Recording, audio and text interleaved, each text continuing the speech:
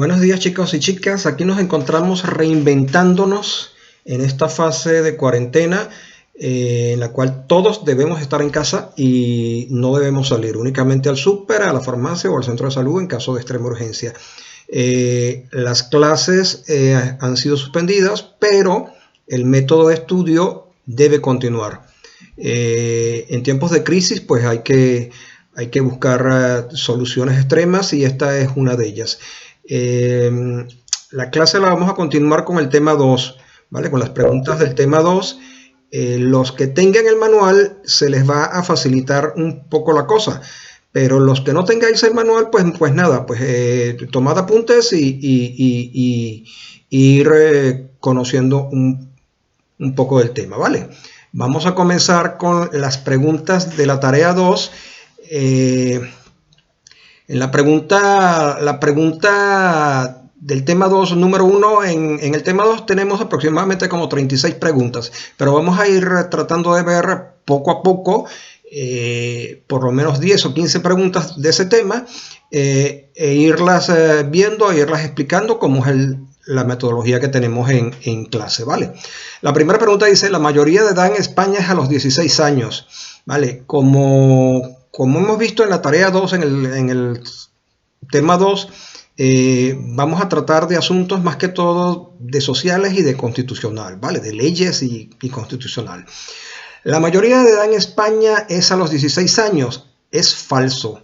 La mayoría de edad en España es a los 18 años, así como lo establece el artículo 12 de la Constitución Nacional de España. En la mayoría de los países del mundo, contadas excepciones, la mayoría de edad es a los 18 años. España no escapa de esa norma, ¿vale? La pregunta número 2, la 2002. ¿Los españoles que obtienen la nacionalidad por residencia tienen los mismos derechos que los nacidos en España? Pues la respuesta es verdadero. El artículo 14 de la Constitución Nacional es muy claro y muy explícito en esa materia. Los españoles por nacimiento o lo que lo sean por haber obtenido la nacionalidad española, ¿vale?, son iguales ante la ley y no podrá existir discriminación por su nacimiento, raza, sexo, religión o cualquier otra condición o circunstancia especial o social, ¿vale? Entonces, los que obtienen la nacionalidad por residencia, ¿vale?, o por cualquier otro camino, acuérdense que no únicamente se puede obtener la nacionalidad por residencia, puede ser por opción, hay varios caminos por los cuales obtener la nacionalidad, ¿vale? Pero específicamente ustedes que están haciendo o van a hacer la solicitud de la nacionalidad por residencia, pues tienen los mismos deberes y derechos que los españoles originarios, ¿vale? Eso lo hemos visto ya un poco en clase. La pregunta 2003, acuérdense cuando hablo de 2003, estoy hablando del tema 2, ¿vale? De la tarea 2, la pregunta número 3. Vale, los ciudadanos españoles pueden dirigir sus quejas al Tribunal de Justicia de la Unión Europea. Pues la respuesta en sí es verdadera, pero tiene sus matices, ¿vale? Tiene sus matices porque, como lo habíamos visto en clases anteriores, en clases antes de que comenzara todo esto, pues sí lo pueden realizar, pero hay que cumplir ciertos requisitos, ¿vale? Otra vez volvemos a caer en el ámbito de la Constitución Nacional. El artículo 54 dice que en su segundo párrafo esto nos habla de que los españoles como miembros de la Unión Europea podrán dirigirse o plantear reclamaciones a las instituciones y organismos europeos como el Tribunal de Justicia de la Unión Europea, de Luxemburgo o el Centro Europeo del Consumidor.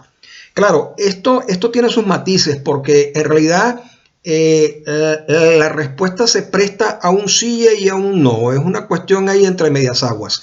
La respuesta, vuelvo y repito, es verdadero, pero esas reclamaciones o esas comunicaciones no las puede hacer el español directamente, ¿vale?, al Tribunal de Justicia de la Unión Europea, Porque hemos visto que para poder llegar a ese ámbito, por lo menos al Tribunal de Justicia de la Unión Europea, deben agotarse todas las instancias administrativas y judiciales dentro del país en el cual resida el reclamante. Por lo tanto, a pesar de que la respuesta es verdadero, pues tiene sus matices. Deben agotarse las instancias administrativas y judiciales dentro del país en el cual resida el reclamante para poder entonces optar a hacer un reclamo o hacer una comunicación a cualquiera de las instituciones o organismos de la Unión Europea. ¿Vale? Pero la respuesta es verdadero, sí. Vale. La pregunta 2004-2004 que nos dice: los ciudadanos pueden proponer nuevas leyes ante el defensor del pueblo, ¿verdadero o falso? Acuérdense que el defensor del pueblo es una persona, es un funcionario público que va a ser designado por las Cortes Generales para la defensa de los derechos y libertades públicas de los ciudadanos, ¿vale? Tiene un alto rango, ¿vale? Y su función, o una de sus funciones, es supervisar la actividad de la administración pública, ¿vale? El ejemplo que se ha puesto en clase es más que harto, ¿vale? Es más que harto conocido. Los que han estado en clase conmigo desde el año pasado, pues lo conocen, ¿verdad? Pero la respuesta a esta pregunta es falso. Los ciudadanos no pueden proponer nuevas leyes ante el defensor del pueblo porque el defensor del pueblo no pertenece al poder legislativo. Recuérdense que el Estado está configurado por tres poderes, por tres pilares, que son el poder ejecutivo, el poder legislativo y el poder judicial. El poder ejecutivo, que está conformado por el presidente y sus ministros, el poder legislativo, que está conformado por los diputados y los senadores, y el poder judicial, que va a estar conformado por los magistrados y los jueces, ¿vale? Por lo tanto, el defensor del pueblo entra, a pesar de ser designado por las Cortes Generales. Recuérdense que las Cortes Generales es la unión de la Cámara Baja de Diputados, el Congreso de los Diputados, y la Cámara Alta, el Senado, ¿vale? Cuando se unen las dos cámaras en una sesión, ¿vale? En una sesión extraordinaria o una sesión ordinaria de reunión de las dos cámaras, eso es lo que se llama las Cortes Generales, ¿vale? Las Cortes Generales va a estar presidida por un funcionario que en este caso va a ser el presidente del Congreso de los Diputados, ¿vale?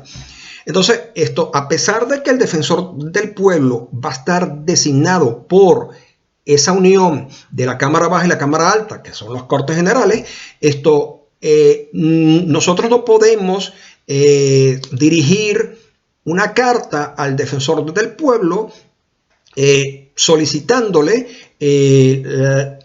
una proposición o dándole una nueva proposición para una nueva ley. ¿Por qué? Porque esa no es su función. Su función es la vigilancia de las acciones de la actividad de la administración pública, ¿vale? Entonces, si nosotros quisiéramos dirigir o hacer una propuesta de una nueva ley, de un nuevo reglamento, que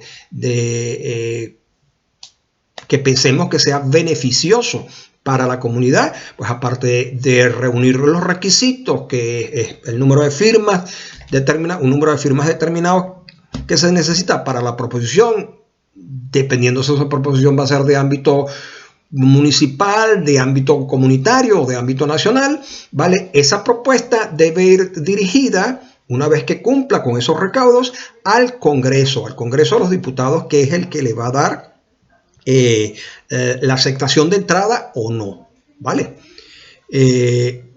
La pregunta número 5, la 2005, ¿se puede obligar a alguien a declarar su ideología, religión o creencias?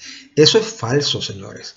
El artículo 16 de la Constitución Nacional establece bien claro que se garantiza la libertad de pensamientos religiosos y políticos de los individuos y las comunidades. Nadie podrá ser obligado a decir cuáles son sus ideas políticas o religiosas, ¿vale? Por lo tanto, a menos que exista una orden judicial, ¿vale? Nadie puede estar obligado a declarar su ideología, religión o creencias, ¿vale? La Constitución Nacional es muy clara, es muy taxativa en ese sentido. La pregunta número 6. ¿Se puede limitar a una persona el derecho a entrar y salir libremente de España por motivos ideológicos? Bueno, pues mire, si nos basamos en el artículo 16, le añadimos un poquito del artículo 19. Acuérdense que este tema 2 va a estar muy ligado a la parte de la Constitución. El tema 2 es prácticamente el capítulo 2 de la Constitución, que habla de los deberes y los derechos de los ciudadanos. ¿Vale? La respuesta a esta es falso. ¿Vale? No se puede limitar a una persona el derecho a entrar y salir libremente de España por motivos ideológicos. ¿Vale? El artículo 19 dice que pueden desplazarse libremente por todo el territorio español y entrar y salir sin limitación alguna por motivos políticos o ideológicos. Vuelvo y repito, siempre y cuando no exista una orden judicial en contra, o siempre y cuando esa persona, ¿vale?, no sea objeto de una perturbación social o pública, ¿vale? Pero una persona normal y corriente puede entrar y salir de España sin ningún problema, así tenga una ideología distinta, siempre y cuando, ¿vale?, esa ideología no vaya a perturbar la paz de la sociedad española, ¿vale? Mucho cuidado con eso. La respuesta es falso. No se puede limitar a una persona el derecho a entrar y salir libremente de España por motivos ideológicos. La respuesta es falso. La pregunta número 7, la 2007. ¿La educación infantil de 3 a 6 años es obligatoria? Las chicas que tengan críos en edad escolar sabrán perfectamente que esta respuesta es falsa, ¿vale? La educación infantil de 3 a 6 años, la educación de los párvulos, ¿vale? Esto no es obligatoria, ¿vale? El artículo 27, lo que habla claramente, el artículo 27 de la Constitución, lo que habla claramente es que todos tienen derecho a la educación y se reconoce la libertad de enseñanza, ¿vale? Lo que sí es obligatoria es la enseñanza básica, primaria y secundaria, es decir, la primaria y la ESO, ¿vale? Entonces, el artículo 27 excluye tácitamente la obligatoriedad de llevar a los críos, a los párvulos de 3 a 6 años al cole, ¿vale? Entonces la respuesta es falsa. La pregunta número 8. ¿La Constitución garantiza el derecho de los españoles a una vivienda digna? Es verdadero, sí. La Constitución sí garantiza el derecho de los españoles. De hecho, si mal no me recuerdo, el artículo 47 habla de que todos los españoles tienen el derecho a disfrutar de una vivienda digna y adecuada. Como se los he dicho en varias clases, son derechos que tienen todos los españoles, todos los ciudadanos españoles. Y ustedes, como piensan ser o quieren ser ciudadanos españoles, pues tienen derecho a disfrutar de una vivienda digna y adecuada. La reglamentación o el procedimiento para que puedan disfrutar de ese derecho ya es otra cosa, ¿vale? La pregunta número 9, 2009. ¿En España las fuerzas de seguridad pueden entrar en un domicilio privado sin resolución judicial en cualquier momento? Eso es falso, totalmente falso, ¿vale? En esto sí estoy muy claro y me lo recuerdo muy bien. El artículo 18, en su numeral número 2, esto habla de que la inviolabilidad del domicilio, ¿vale? El domicilio es inviolable. Nadie puede entrar sin permiso del titular, ¿vale? Y la policía solo podrá entrar con autorización judicial o cuando se esté llevando a cabo un delito, es decir, que consigan a los infractores infraganti en el momento exacto, ¿vale? Entonces, el artículo 18 de la Constitución Nacional es muy taxativo, ¿vale? El domicilio es inviolable y nadie puede entrar sin permiso del titular, ¿vale? Y la pregunta número 10, para irlos llevando por tandas, ¿vale? Vamos a llevarlo acá en este tip, vamos a llevar 10 preguntas, ¿vale? Nos dice, ¿se garantiza el secreto de las comunicaciones de los españoles salvo resolución judicial? La pregunta es verdadero, ¿vale? el artículo 18 de la Constitución Nacional, en su numeral número 3, en su numeral tercero, dice que se garantiza el secreto de las comunicaciones y en especial de las postales, de los telegramas, llamadas telefónicas, salvo autorización judicial.